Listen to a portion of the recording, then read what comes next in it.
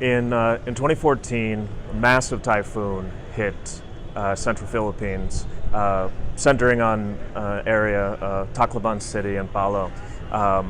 Thousands of people died.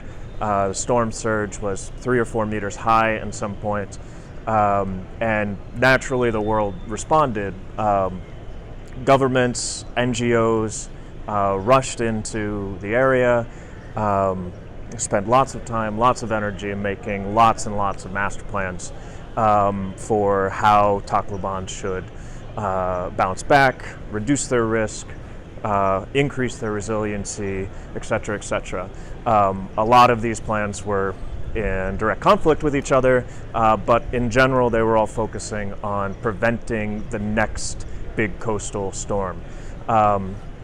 So a couple years into that process, we were introduced to a delegation from the Philippines that was nearing the end of this planning process. They had all of these great plans, and they weren't quite sure what the next steps were. And we said, hey, maybe this is our opportunity to try out some pilots and get the gears rolling for implementation.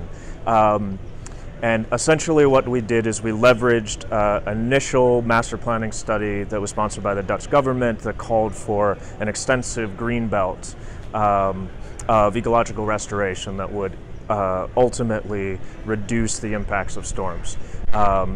In effect, what we were doing was looking for gaps in that greenbelt and identifying pilot areas where we could basically plant mangroves, plant beech forest to fill the gaps in that greenbelt.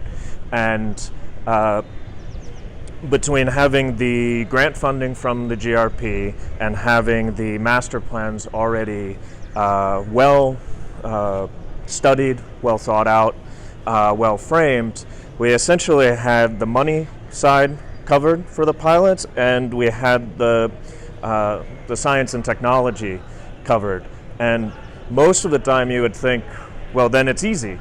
But what we really wanted to do was, after taking those two variables out of play, say, well, when you're working in Southeast Asia, what are really the barriers and the obstacles to implementation? What we saw is that jurisdictionally, the different layers of government, different agencies, national, local, provincial, their jurisdictions stack on top of each other at the coastline, and their agendas and their priorities differ.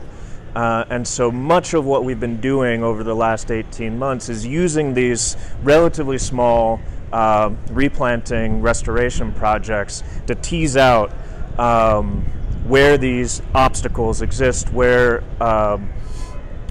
stumbling blocks can be turned into productive partnerships.